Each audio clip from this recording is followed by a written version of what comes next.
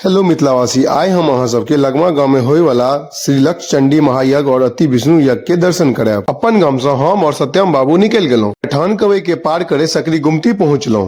ओकर बाद सकरी चौराहा के पार करैत राजे टोल प्लाजा पहुंचलौं।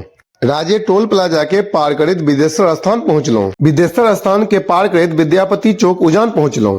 आब हम सब लगमा गांव प्रवेश क गेलौं। ई जे देख रहल छी, यह स्थान पर महायज्ञ भ रहल अछि, जैमे भारत के विभिन्न राज्य से पंडित आयल छथि। बड़का हनुमान जी सेहो बनल छथि, दर्शन जरूर करब। ई जे देख रहल छी, एहिमे भगवान के अनेक अवतार के दर्शन क सकै छी। ई भ गेल जर्मन पंडाल, जैमे जते भी कथावाचक एता ओ सब कथा एते करता और रामलीला और रासलीला एते देखल जाय। ई जे देख रहल छी सुंदर महल, एकरा शीश महल कहल जाइत अछि, जैमे प्रभु श्री राम, माता जानकी और लक्ष्मण विराज छथि। जे सब एखन तक नहीं आयल छी, ओ सब जरूर आबू। वीडियो नीक लागल हैत तो कमेंट में जय श्री राम जरूर लिखब।